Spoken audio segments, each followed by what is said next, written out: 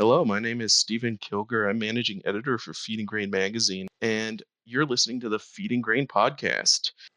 This is our first ever episode, and I want to thank you for kind of listening along with us from the beginning. Once a month, I'll be talking to experts in the feed and grain industries about things that are happening in the industry. So I will be talking to mill managers and grain elevator managers about what's happening at their facilities, and I'll be talking to experts in some of the leading problems that are facing the industry and what can be done about them. These are the type of conversations you might have yourself in person at a trade show. The first guest on the Feed and Grain podcast is Jeff Jones, Vice President and Director of Eastern Operations for MKC. He's also incredibly involved in the Grain Elevator and Processing Society, aka Jeeps, where he was the international president last year and currently serves as the chairman on their international board.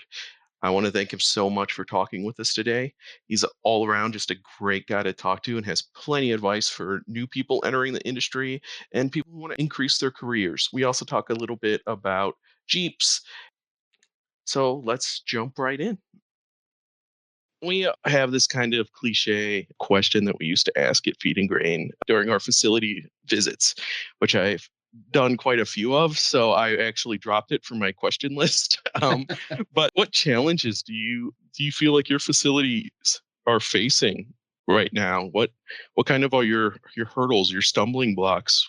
Yeah, no, it is. I understand the cliche part of the question, but it is something that we have to focus on, whether we're doing an interview with a magazine or whether we're having a conversation with one of our colleagues, next door. So labor's the big one right now. I think you probably understand that as well, Stephen. You've seen the news and hear those shortages and different things, not only with the pandemic, but that's been going on for a while in ag. We're big on hiring the best. We want premier talent within MKC, and right now you have to fight for that, and that's not a bad thing because it makes us as MKC up our game as well.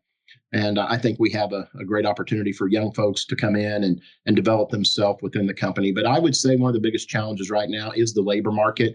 There's not a lot of kids coming back home to the farm. There's not a lot of kids coming back to where they're from straight out of college and ag school too. So you're really having to put a lot of effort into the recruiting part of that to get quality talent to come back and be part of your organization.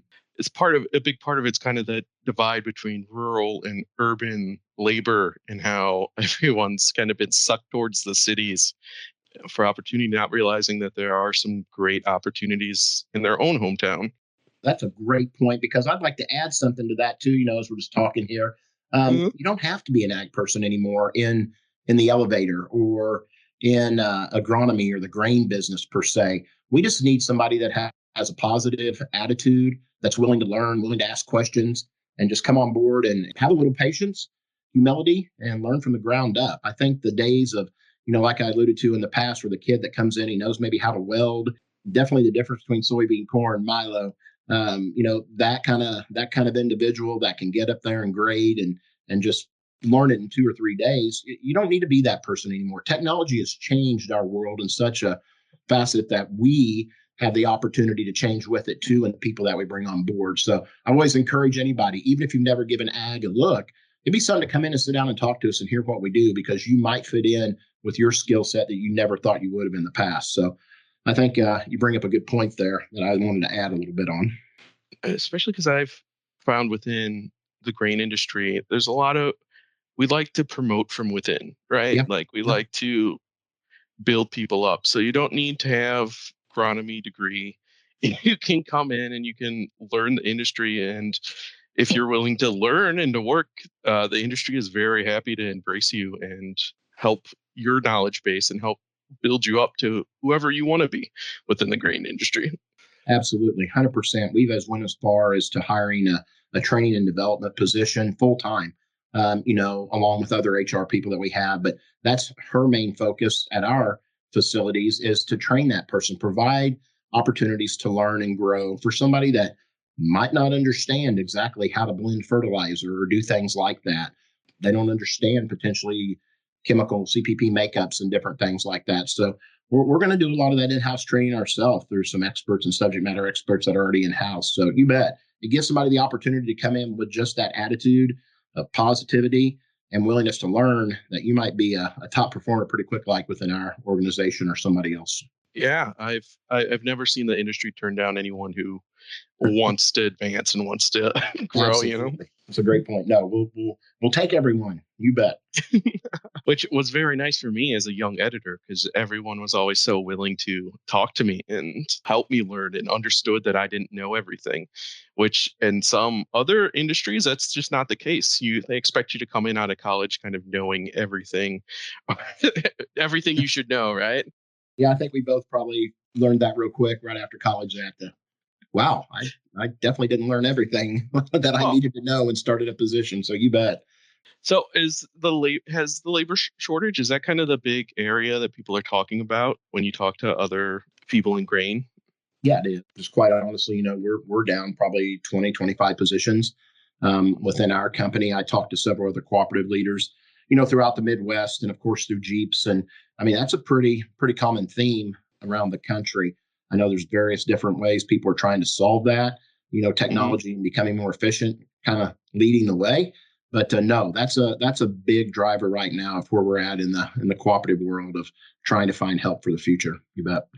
Yeah, I've seen some facilities make a big push towards automation because of labor shortages. They wouldn't have necessarily gone as far as they would have if they could have reliably just hired someone in that position. You're right. No, it's been a big push with MKC as well. We believe fully automated in any new greenfield sites is imperative for the future. We went back with some of our other older sites and retrofitted some with automation. But you're right. I mean, there has to be an answer. As we talked about here in the beginning, agriculture doesn't slow down. We did not slow down during the pandemic. Farmers are still going to be out there every day working hard to bring a crop in, put a crop in. And we have to keep up with them no matter if you have 20 openings or 50 openings, you have to find a way to do that. And automation has definitely been a huge plus for, I think, myself and a lot of folks in the same boat here. Yeah, I'm sure. I just came back from IPPE. It's an International Production Yeah. and Processing Expo. Yeah. So I just came back from that last week, and the what everyone was talking about was more sustainability. Are you guys talking a lot about that? We are, yeah. At MKC, we have what's called our scorecard. It's how we measure ourselves as a company and our success, and puts in focus where we want to be, and kind of gives us a guiding lane to stay in, for choice of better words. But no, sustainability is one of those initiatives. Carbon's a big deal that people are talking about. Our agronomy leads are involved with that quite a bit right now. I'm actually involved with an initiative around jug recycling. You Oh, think, wow, that's not a real glamorous type of sustainability initiative. But when you think about an agronomy business, even like MKC that does well over 1 million acres of application a year, there's a lot of 2.5 jugs and plastic that goes through our facilities. It was mind blowing the yeah. thousands and thousands of jugs that we use. So I'm actually in an initiative with our director of facilities, John Brown, who we're working on putting a performer together around shredding and chipping all of that Mhm. plastic, and actually being able to resell that back to a manufacturer that'll come in and reuse that, if it's properly triple rinsed and taken care of. And it's a sustainability issue that I think has a lot of merit going forward. It's instead of taking those to the landfill and and just piling those up or whatever they do with them out there, it gives us an opportunity to kind of control our destiny and be able to make some positive effect on all of that amount of plastic that we're actually using out there. So yeah, sustainability at MKC has become a really big, not just a word. It's become an Yeah. initiative driven by the board that we want to put into action. You couldn't avoid it even if you wanted to. I mean, No, not people are anymore. demand people are demanding it. Like, No, you're right, 100%. and your drug recycling, that's a great example though that, sustainability, it doesn't all it always seems so huge, right? When you think It about like, does. oh, how do you make agriculture net neutral when it comes to resources, right? That's a big challenge, but it starts with little, or not that I'm saying your jug program, because it sounds like you have a lot involved there with your shipping it and reselling it back. There is, there is. I But mean, it's not a moneymaker. I'll be honest with you. It's a break even at best to losing a little bit of money, but it's ultimately being able to do the right thing mhm. with those jugs, with that practice that actually serves a greater good. So that's kind of the mindset that you have to have around that at times as well. Yeah, it's a journey. It's not going to be a sudden leap from It is not. where we are to where we need to be. No, And it's not. What better entity than the American farmer, and agriculture to drive that? I mean, I think we've been the stewards of, or farmers have been the stewards of their land for many, many years and done a lot of fantastic things to be sustainable. Now we just up that game a little bit more and help them and utilize them to continue to grow this word. Like you said, it is a journey. I mean, that was a great comment you made, Stephen. It is a journey. It's kind of a very popular word right now, but there's been mhm. a lot of things that have been taken action over the years for sustainability in agriculture. Now we just need to kind of repurpose that thought process, in my opinion, and keep moving forward with all the great folks we have in ag to build on that. So Yeah, I think so too. And well, you mentioned, the American farmer, and you and I have both talked to many farmers in our career, and everyone I've ever talked to, there's no denying that they want to keep their land as sustainable as they can. Every one of them wants to pass it down to the next generation. they're They don't great want to stewards. use, Yep. yep. So we people need to help them and give them the tools, and they will, I'm sure, do it. Yes, sir. Um, so thank you. Yeah, sustainability's been on my mind a lot lately, so I had to bring that in. No, I appreciate that. It's something we're talking about on a daily basis at MKC as well. Yeah, yeah. I mean, I think over the next couple years, we're really going to see a lot of new suggestions and guidelines and equipment and things that'll help on that process. What has kind of been the biggest change in the industry that's happened so far? What have you noticed that's different from when you started? Yeah, no, it's great. Great question. I think probably one of the biggest things that I've noticed is a consolidation. I think that's something a lot of us talk about on a pretty regular basis. In the past in Kansas, when I started, there was probably 140, 150 cooperatives still in the state of Kansas. Some of those small one location, two location, and some larger ones. And today I think we're in that 70 to 80 number. Hmm. So just a consolidation alone in the cooperative world and in the vendor world. I mean, there's been a lot of big um, uh, conglomerates come together. Your options have definitely shrank a little bit in who the players are in the market. So I think that's kind of done a couple things. It's made relevance be extremely important in the market. I Hmm. think relevance has even became more important in the last 10, 11 years I've been in this business. You have to strive to be to relevant in your market, to those vendors, to the farmer, and to other businesses as well. So I think consolidation has probably played the biggest part and the biggest change that I've seen in the last 10, 11 years. Yeah, I would agree with that. I've been in the industry for 8, and it seems like every week there's a new merging agreement deal, buyout Yes. deal, or Yeah. something that's going through. So, and part of it is commercial. The big EDMs and Cargills and Bungies of the world. I mean, they're getting larger too. So, with anything, cooperatives, I think, are finding that they need to merge to stay competitive and stay alive Yeah. in a I mean, world that. ultimately, you're right. I mean, the ABCDs are fantastic. That's part of our ag history by all means. But for us as a cooperative in the state of Kansas, we have to be relevant to our farmers, and we have to make sure that there's growth and success for them for the future. And that's the important part of being relevant. I mean, you have to be able to bring Mhm. top notch programs and opportunities for them in an ever shrinking world of vendors and things like that. So I appreciate that comment because there's no truer comment that in a cooperative, a member owned business that I work directly for a farmer, I need to make sure that we're relevant and we're doing the thing that's going to keep this cooperative here for years to come and be successful. So I appreciate you realizing that as well. Well, I went to a facility earlier this year. for New Cooperative, which they put Hmm. in a port in Yeah. Elko.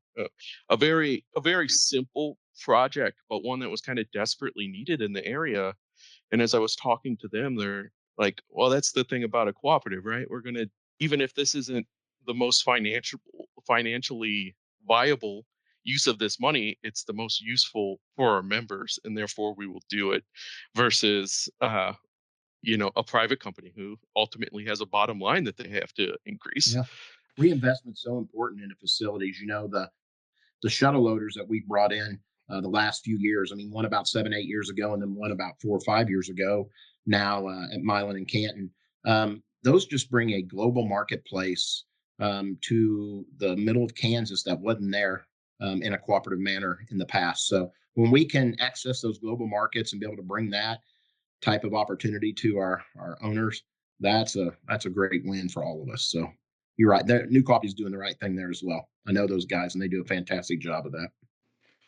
Yeah, they're very nice. That's another great thing about the grain industry is and feed industry, all of agriculture really is that you tend to like people that would normally probably be considered rivals in another industry or whatever, but here they can be your colleagues. Absolutely. You compete for the same acre out there with other cooperatives, but the minute they might need something, or we can help each other potentially with a small project, or just visit back and forth with a safety issue. I mean, it seems like as cooperative groups, we all come together for the greater good of what our true meaning is as that cooperative, and what it was built to do as a group of people coming together. Exactly. It's very nice to see in a sometimes very cynical world. Yes, sir. Yes, sir. It is. Yeah. So what advice would you give to someone who's kind of starting out their career in Yeah. grain? What would you tell them to do? Great. I again, I was that person who grew up kind of on a small farm in Missouri, but definitely did not have any inkling of how much workings went into to a grain business. My grandfather dairied for 50 years, so it was a lot different, back in the day, and he was done when I was in school. So, this was new to me. And you asked me a question about something I'm pretty passionate about, and that's development and growing yourself within a business. So I would encourage folks to do a couple things. First of all, be inquisitive. Hmm. So much we're taught to just observe. Never do that. Get involved. Ask a question every day. That's one thing I challenged myself 11 or so years ago is I'm going to learn something different every day. And I was Hmm. surrounded by a bunch of people when I started at the cooperative that were willing to teach me and show me. But I was going to force myself to learn something every day. Why? Why did you make that blend of fertilizer? Why is the spec that on that blend that you're doing, that you're shipping to the mill or something of that nature? So be inquisitive um, in that aspect. Ask lots of questions, challenge yourself every day to learn something new. One of the other things I would encourage people to do, and it's a skill set, a soft skill set that a lot of us just don't utilize much anymore, is get involved in public speaking. Hmm. Get involved in having these type of conversations with folks to challenge yourself, become comfortable in talking to people. This is a job where it is very relational. We come in and we might have a relationship with a different department in agronomy or risk management or energy, and then we also have those same relationships with our grower owners, the farmers. Hmm. And you have to be comfortable in going out and having these types of conversations, and basically helping them be successful in their daily tooling of what they're doing. So I would encourage folks, take the speech class, take the drama class, make yourself uncomfortable, and get out and do things that are going to be make you very much more valuable in the conversation piece of a company. So I think those two things, a lot of self learning, challenge Hmm. yourself, ask questions, don't sit back in the shadows and just be part of something, work to be a leader of something, and then build your soft skill set of speaking in public, having conversations, and some of those things that make us uncomfortable when we have to do podcast with somebody sitting in Yeah. Wisconsin. Well, yeah, that's great advice. I mean, and selfishly, I really like it because it makes my job much easier. If people are a little more comfortable talking to people, and that's a great way to stand out from your peers as well as future leadership, right? Because the ability to, I mean, once you get into the mid to upper level of management, part of your job becomes becoming one of the faces of the company. You have to go Absolutely. out there and Yeah. you have to Yeah. talk and deliver your message. When I got into this career too, I had a hard time, doing this. I can understand completely. There was times when I first joined this organization, and I was not straight out of college. I come here as a second job in my career, and you just didn't feel like you were part of something yet. You had to force Mhm. yourself into those conversations to a certain extent by learning those different wordings and practices that we do. But Yeah. if you do that, people are more than willing. I know in our business, in ag industry, it is a very relational business. The relationships you forge have a lot of areas for networking and growing, and that's how you build yourself within an organization. So I think we're very welcoming in that aspect. Oh, and also if you end up at trade shows, vendors are going to love you if you go up to their booths and ask, "Oh, why is that number important?" They will they will talk your ear off about it. They're more than happy to explain. Absolutely, absolutely. We do work in an older industry, and people are starting to retire. So some people are now going up to fill those management positions. Yeah. What would you give? Do you have advice for kind of new managers? Yeah, absolutely. I think that's a great question, and again, one that I enjoy as well. I think I'm big on servant leadership.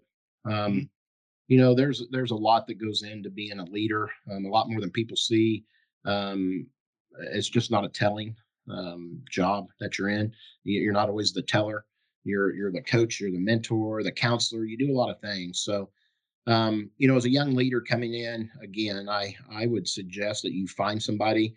I've told my folks find somebody that does a really good job in the industry and get in their pocket, follow them around, learn how they do it, and then take pieces of that from several individuals that you're doing that and make yourself. You're not going to be successful if you're just another Jeff Jones. Hmm. By all means, but maybe I have a piece that I do something well, they think, and maybe some of our leaders have some other pieces that they do really well. Develop that mentor relationship, that mentor mentee relationship where you have some time to go once a month or once a quarter and have lunch and have some serious discussions around why the why. Why do we do it this way? Why do you do it that way? And take a little bit from each of those folks and create yourself. But the art of listening and understanding your people, Stephen, becomes so important as a leader. They'll tell you what they want to do, and they'll show you and tell you what they're good at, and then it's your responsibility to pick the right seat on the bus for people to sit. And sometimes that's uncomfortable, sometimes it's fun, but it really helps people be successful in their path forward up the chain. I think. I'm very blessed to have good people that work for me. I mean, um, they are what make me successful. By all means, Hmm.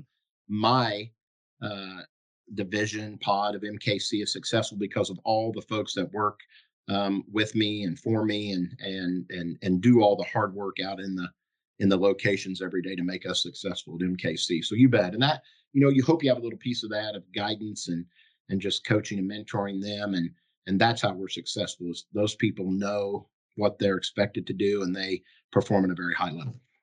So Jeff, you're very involved in Jeeps. Yes. Um, what makes you find that relationship so valuable? Um, what drew me to Jeeps a little bit, and just to talk real quick, like here is just the value of the networking and the education that Jeeps has been such a proponent um, for 90 plus years now. It's an awesome organization to be part of.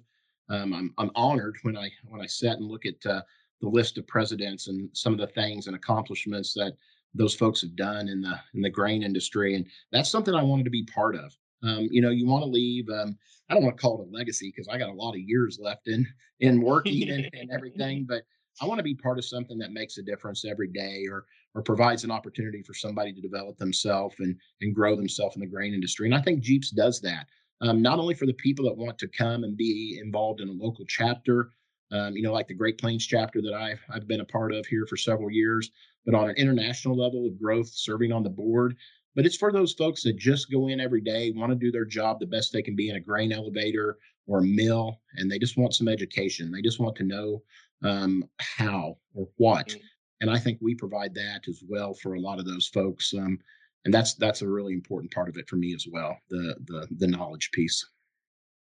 Well, yeah, especially as our industry has, I don't want to say shrunk, but as less people are involved in agriculture, as it becomes less of a part of people's daily lives, I mean, the opportunities for education, you have to really go out and search them. There aren't a ton of universities or anything that, do a lot of research with grain Yeah. handling.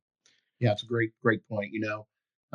We are fortunate in Kansas to have Kansas State, but there are a lot of universities that still are. University of Arkansas has a rice program. Purdue, North Dakota State. There's a lot of those universities that still have some facet of programming that you can get involved in and learn and be involved in ag in that aspect. But no, we're trying to leverage ourselves as Jeeps as finding the best partners that we can. With Iowa State and like I Hmm. mentioned, Purdue and some of those others. So it's a little different than it has been in the past, but I think that is an important aspect of Jeeps. Is, as you mentioned, there is a shrinking, condensing of opportunities out there. So that's part of us as a board is to take full advantage of new and exciting things for folks, and that's what we're trying to do now. There's Yeah. been a lot of different movement with other partners and some different offerings and education and things like that I think are exciting and somewhat um, lend an ear to maybe a variety of people that want to get involved in our industry that you need to be appealing to. So Yeah. As the younger generations move in, they kind of expect a lot of different ways to learn and to access information. And I mean, Jeeps and their partnership with K State and now Iowa State and their education program has always been one of those opportunities that are kind of hard to come by, and you can do it all digitally now, right? So yeah, you can, and you're right. Things have changed how people want to learn. That's a great comment you made. People do not want to sit and just listen or being talked to, um, like they did maybe 15 years ago. And I think you have to evolve with the times. There are a lot of opportunities where short learnings have really become important. Those 3 to 5 minute trainings that are you can mm, use as a toolbox talk or just a quick training on a daily, weekly basis. But the interactive part of learning, we're a world of automation and interaction with all these new technologies and games that kids play and things. And just to sit and watch something on the computer screen or in that type of learning environment, Stephen, is not what they want anymore. They want to yeah, be touching and pointing and clicking and critical thinking as you're actually doing um, a learning session. So, when you lose focus on something, if you're sitting there for an hour just listening. So I think, we're putting a lot of effort in to reworking some of those, I guess you can almost say antiquated learnings that we've had in the past. But, yeah, yeah, the material and the value of what they are, the meat of it is good. It's just how yeah. it's presented that we feel like is going to be a huge opportunity for us for the future. And speaking of Jeeps, the Jeeps Exchange has for the last couple of years had the team from Oklahoma State with their grain bin entrapment uh, truck or bus. Oh, yeah, no, the green rescue trailer that comes. Oklahoma Yeah. State's a huge proponent of that. My gosh, they do a fantastic job. They'll be with us again in Kansas City here in another month and a half. Um, that group, that's one of the most important things we do. Hmm. Safety is a huge part of MKC. It's our number one key. Safety is also important to the Jeeps organization and the Yep. ag industry in the whole. It's the first thing we have to think about when we get up every morning. Um, as I talk to my colleagues throughout the United States, we still have way too many folks getting injured and Yep. actually being killed in grain bin engulfment. So they come in and provide just an opportunity to not only train fire departments, in-house safety departments, but they just train the farmers and anybody that could be involved in that situation. So ultimately, we want to prevent that situation. Mhm. grain quality comes into that, and just knowledge of safety on what to do. But if I can say one thing today on here, it's stay out of a grain bin. Yeah. Slow down. Everything needs to be T's crossed, I's dotted. And you need to make sure we encourage third party approval before you ever get inside of a grain bin. So it's a scary part of our industry, and I'm just thankful that people like Oklahoma State are getting involved to work hard at preventing that. And exchange is a great opportunity. I mean, you have a couple thousand people that walk through and get to see that, and it sparks their interest around that act of safety. Yeah, and well, like we were saying, what better way to learn, right, than actually Oh, see the demonstration or be involved in the demonstration? Uh, it's it sticks with you so much longer than it would if you were sat in the work office lunchroom and forced to watch a computer yeah, video for yeah. 20 No, you're minutes. right. That's a hands-on training until you've been in that situation or experienced it. Either being the one engulfed during training or the one providing the rescue. That's a very intense situation that everybody needs to be aware of and how to handle that. So it's an Yeah, important part of exchange every year. which the Jeeps Exchange is coming up, and everyone, Feed and Grain will be there, as will Jeff, I'm sure. Yes, we will. Um, I have found that trade shows like the Jeeps Exchange and like IPPE and various other smaller ones to be kind of invaluable to my career as I've had to learn the industry, and I've had to kind of figure it out as a kid who came into it with no background in ag. I've noticed trade show numbers. It's getting harder and harder to get people to come. COVID has kind of been a bad example this last couple of years, but Yeah, yeah, with me, even before that, numbers slowly declining. yeah. What do you find so valuable about the kind of trade show experience that you get with something like Jeeps? Yeah, a couple things. I'd agree. I mean, that's something as a Jeeps board the last couple of years, with a cancellation of exchange due to COVID in Minneapolis, and then last year we had a good Jeeps exchange in Columbus. Mhm. Numbers were down a lot. We did have a lot of support from our vendors, Jeeps members, those associate members that stuck with Jeeps and made it a successful event, even with a smaller number of folks on the floor for them. This year, numbers are tracking up at Kansas City. Good. We pretty much booked all of our event space with vendors. Thank you to Feed and Grain for continuously being involved and always supporting Jeeps and being there and providing that opportunity for folks to get to know you as well. But what I find important about going to an exchange, a trade show like this, is there's two things really that stick out to me. First and foremost, it's the networking piece. I mean, if you need anything for a facility, a new greenfield site, a repair, expertise, subject matter expertise on a certain thing, it's there. If you take the time to walk and find the vendors that you need to speak with, that you need answers for, you can find it at this trade show, no doubt.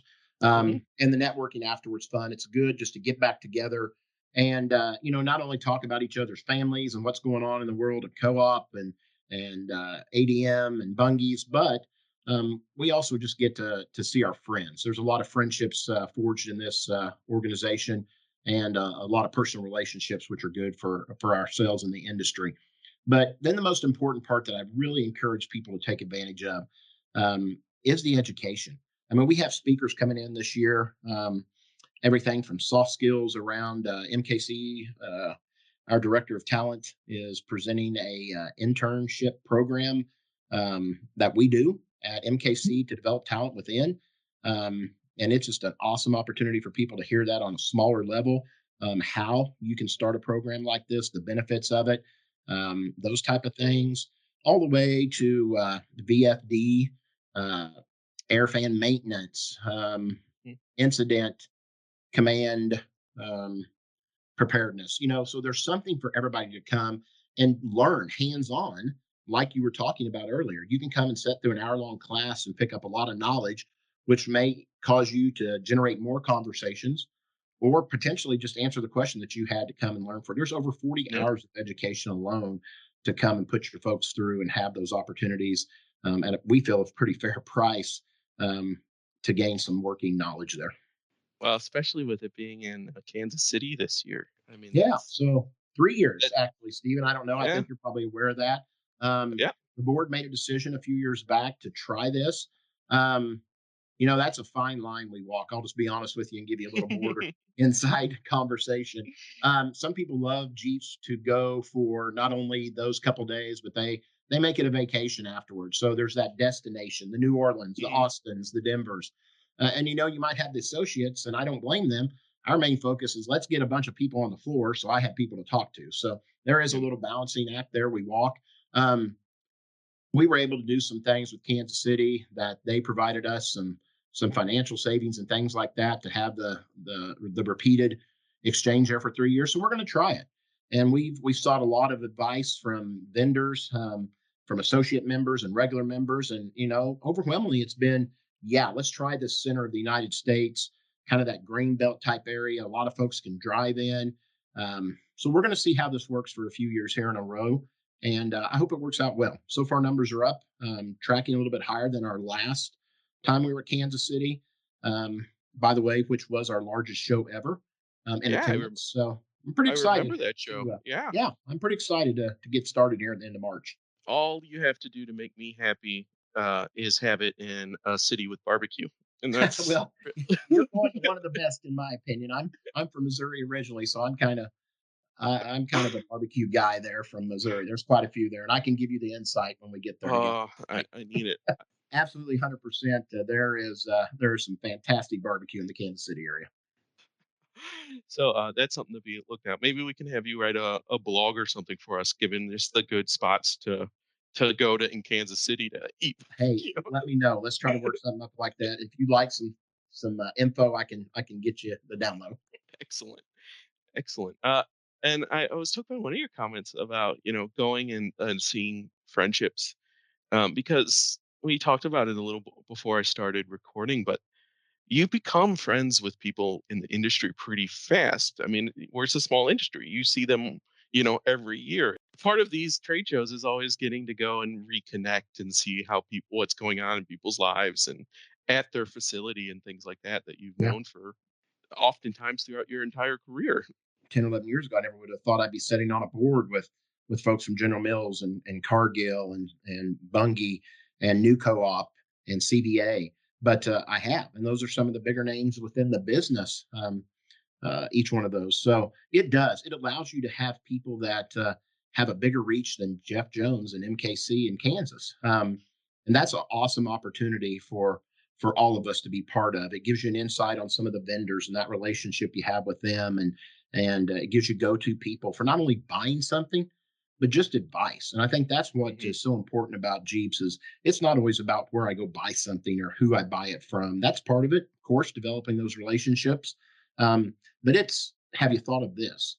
Try Yeah. this, or this person might be able to help you. Who they're not even trying to sell me something; they're just trying to help me fix an issue that maybe they could have just sold me something for. So yeah, I appreciate that comment you made because it does allow for relationships that are lifelong, that Hmm. are very strong, and you know rewarding for both parties. I think in the relationship for years. Yeah.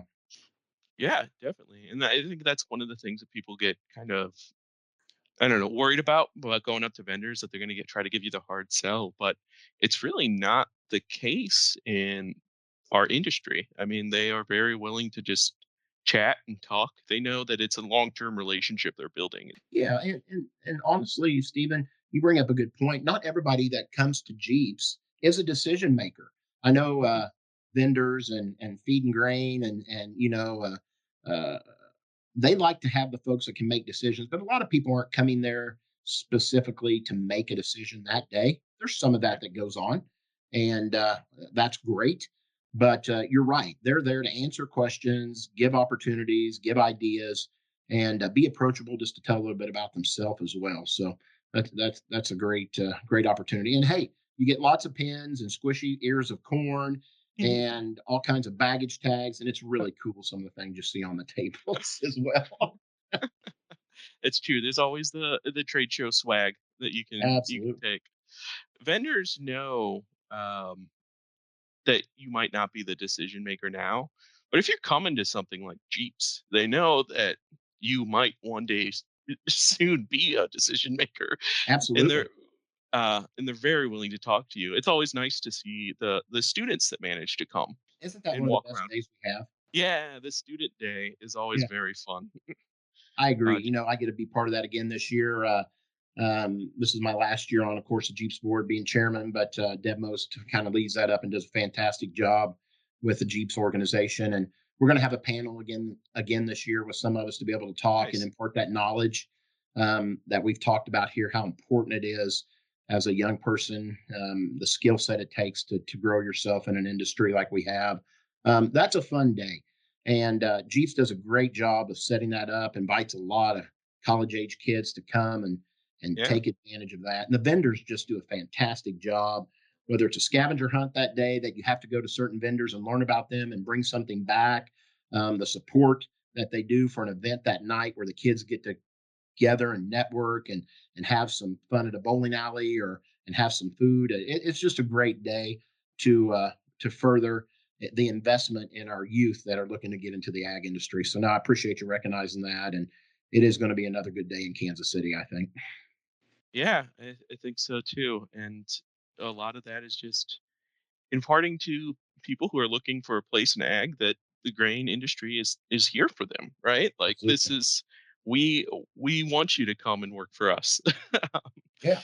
Yeah. I mean, look at, you yourself, you're in that ag grain industry and you're a journalist. There's just so many different aspects rather than dumping a truck or loading a truck. I mean, we Exactly. are Yeah. we're very involved, very growth orientated. There's just a lot of opportunities for young folks as accountants or IT and just scientists. There's so much stuff for people to do in ag. It's fun to be able to tell them about that. Exactly. Well, Jeff, I think that's about all I have for you today. Perfect. Thank you for sitting down with me and talking Uh, for almost an hour now. um, yeah, no, I appreciate what you guys do with the magazine. You guys have always been a huge supporter of not only Jeff, to be able to speak at your exchange, your small conference that you guys have as well, but supporting the industry as a whole, MKC Jeeps. So on behalf of myself and my board, we thank you for everything you guys do and your organization as well, Steve. all right. Well, thank you, Jeff. That means a lot to us. Yeah, I've It enjoyed really today. This does. was fun. Excellent. And thank you for listening, everyone out there. Bye, and we'll see you next time.